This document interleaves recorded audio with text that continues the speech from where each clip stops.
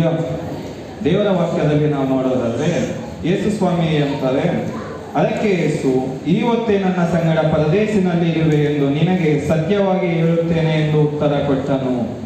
ಈ ಒಂದು ವಾಕ್ಯದಲ್ಲಿ ನಾವು ನೋಡ್ಬೇಕಾದ್ರೆ, ಈ ಒಂದು ಲೋಕದಲ್ಲಿ ಇರಬೇಕಾದ್ರೆ ಯೇಸು ಸ್ವಾಮಿ 33 ವರ್ಷಗಳ ಕಾಲ ಆತನು ಈ ಒಂದು ಲೋಕದಲ್ಲಿ ಜೀವಿಸಬೇಕಾದ್ರೆ ಆತನಿಗೆ ಕಲ್ವಾರಿ ಶಿಲುಬೆಯಲ್ಲಿ ಪ್ರಾಣ ಅರ್ಪಿಸೋದಕ್ಕೆ ಆತನು ಸಿದ್ಧವಾದಾಗ ಆತನಿಗೆ ಬರುವಂತ ಕಷ್ಟಗಳನ್ನು ಆತನು ಜಯಿಸುತ್ತಾ ಆತನ ಏನ್ ಮಾಡ್ತಾರೆ, ಶಿಲುಬೆಯಲ್ಲಿ ಇರಬೇಕಾದ್ರೆ ಆತನೊಟ್ಟಿಗೆ 2 ಕಳ್ಳರನ್ನು ಸಮೇತವಾಗಿ ಏನ್ ಮಾಡ್ತಾರಲ್ಲಿ, ಶಿಲುಬೆಯಲ್ಲಿ ಹಾಕಲ್ಪಡ್ತಾರೆ. ಆ ಒಂದು ಶಿಲುಬೆಯಲ್ಲಿ ಹಾಕಿದಾಗ ಆ ಒಂದು ಕಳ್ಳ ಅಂತಾನೆ, ದೇವರೇ ನೀನು ದೇವರ ಕುಮಾರನಲ್ಲವೇ, ನನ್ನನ್ನು ನೀನು ಏನ್ ಮಾಡು, ಬಿಡಿಸು ಎಂಬುದಾಗಿ ಒಬ್ಬರು ಹೇಳಿದ್ರೆ ಮತ್ತೊಬ್ಬನು ಹೇಳ್ತಾನೆ, ನೀನು ದೇವರಲ್ವೇ, ನೀನು ಪರಿಶುದ್ಧಾತ್ಮನಿಂದ ಆದರೆ ನೀನು ನಜರೇತಿನ ಮಗನಲ್ಲವೇ, ಮತ್ತು ನಿನ್ನನ್ನು ನೀನು ಏನ್ ಮಾಡು, ಬಿಡಿಸಿಕೊ ಎಂಬುದಾಗಿ ಪ್ರಶ್ನೆ ಮಾಡುವಂತನಾಗಿದ್ದಾರೆ. ಇಲ್ಲಿ ನಾವು ನೋಡೋದಾದ್ರೆ 2 ಮುಖಗಳನ್ನು ನಾವು ನೋಡ್ತೀವಿ.